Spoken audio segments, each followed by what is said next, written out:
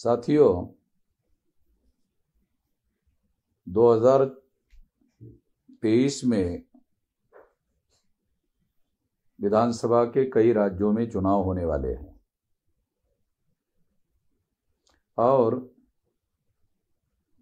2024 में लोकसभा के चुनाव होने वाले हैं।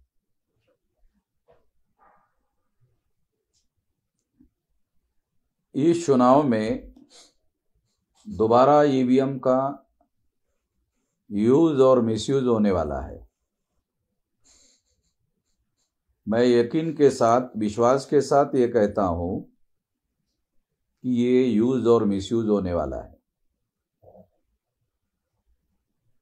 इसलिए ईवीएम से होने वाले चुनाव को भारत में वास्तविक चुनाव नहीं माने जा सकते। ईवीएम मशीन के द्वारा जो रिजल्ट निकाले जाते हैं वो रिजल्ट भारतीय प्रजा के वास्तविक इच्छा का प्रतिनिधित्व नहीं करते, वास्तविक ओपिनियन का प्रतिनिधित्व नहीं करते। उदाहरण के लिए सबसे बड़ी बात मैं आपको बताना चाहता हूं कि 2019 के चुनाव में नरेंद्र मोदी के चुनाव क्षेत्र में वाराणसी में 1,86,000 वोट ज्यादा निकला। नमूने के तौर पर अगर इस बात को हम लोग ग्रहण करते हैं तो यह प्रमाणित हो जाता है, यह सिद्ध हो जाता है कि ईवीएम में घोटाला करके चुनाव हो रहे हैं। ईवीएम आने के पहले भारत में बाइपोलर सिस्टम अवेलेबल नहीं था, द्विदलीय तंत्र उपस्थित नहीं था। मगर ये द्विदलीय तंत्र जो है वो ईवीएम के द्वारा स्थापित किया गया। वो तंत्र ये है कि 2004-2009 में कांग्रेस ने चुनाव जीता और 2014 और 2019 में बीजेपी ने चुनाव जीता। इसलिए ये बात प्रूव हो जाती है, ये सिद्ध हो जाती है कि ईवीएम की वजह से दो दलीय सिस्टम जो है सामने आ रहा है, जो 2000 तक उपलब्ध नहीं था।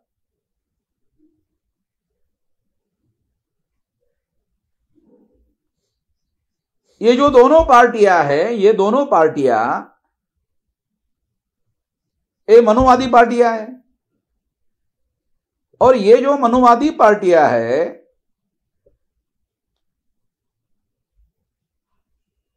उसके नियंत्रण में है। ये मनुवादी लोगों के नियंत्रण में ये पार्टियां चल रही है, उन्हीं के लोगों के द्वारा ये बनाई हुई पार्टियां हैं। कुछ दिन पहले पार्लियामेंट में अमित शाह ने यह कहा कि हमारे भारतीय जनता पार्टी ने एक ओबीसी के आदमी को देश का प्रधानमंत्री बनाया। 29%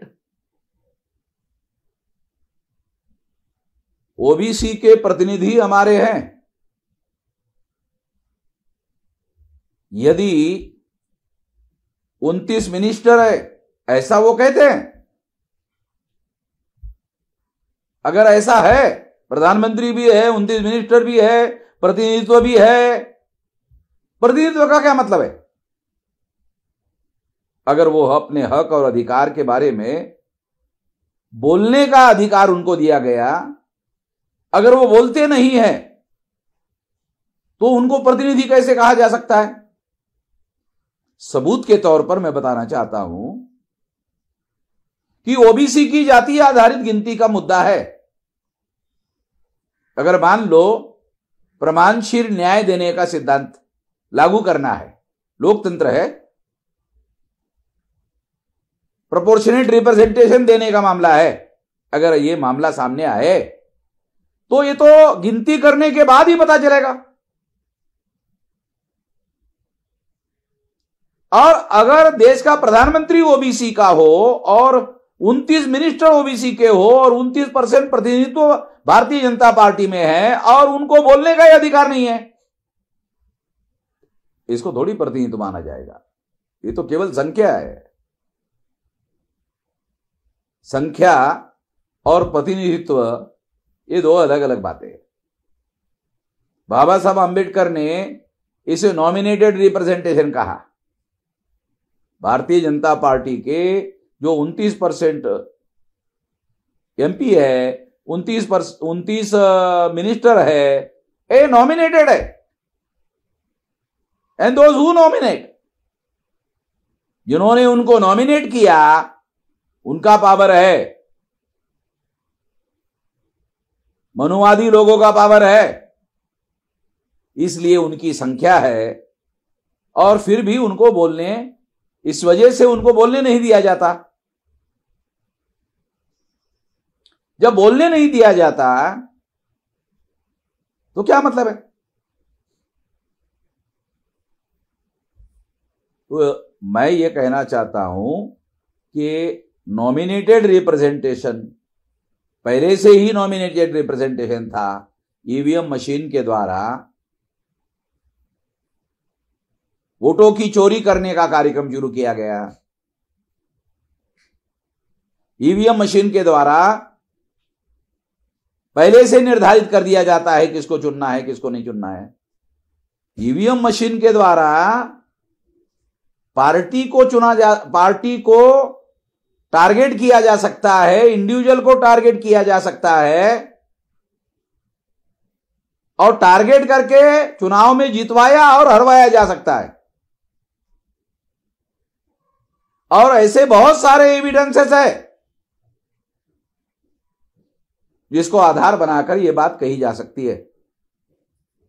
इसलिए हम लोगों ने यह निर्णय किया 26 नवंबर को दिल्ली में लाखों लोगों का मोर्चा चुनाव आयोग के ऊपर लेकर जाया जाएगा कि लोकसभा का चुनाव बैलेट पेपर पर होना चाहिए, या जो ईवीएम मशीन के द्वारा ईवीएम मशीन में जो वोट डाले जाते हैं और जो पेपर ट्रेल में डाले जाते हैं, दोनों की गिनती होनी चाहिए। और दोनों की 100% गिनती होने के बाद उसको टैली करना चाहिए। जब तक ऐसा नहीं होता तब तक ये वास्तविक चुनाव नहीं माने जा सकते। इसलिए हम इसके विरोध में हैं और इसका विरोध करने के लिए लाखों की संख्या में लोग सारे देश भर से, मैं देश भर के लोगों को, सारे देश के लोगों को, 32 स्टेट के, 567 स्टेट के और जो नए जिले तैयार हो रहे हैं, दिसंबर तक हम लोग 729 जिलों में हमारे संगठन का जाल तैयार कर रहे हैं। उसमें से सारे देश भर के लोग जो है वो उसके विरोध में आंदोलन करने के लिए दिल्ली में लाखों की संख्या में आए और चुनाव आयोग के ऊपर हमें यह मोर्चा लेकर जाना है। मैं तमाम भारत के लोगों को अनुरोध करना चाहता हूं और खास तौर पर SC ST OBC minority कुनबी Maratha लोगों को अपील करना चाहता हूं कि वो सारे लोग जो है दिल्ली में चुनाव आयोग के ऊपर मोर्चा निकालने में लाखों की संख्या में सहभागी हो। इतना ही मैं कहना चाहता हूं। धन्यवाद।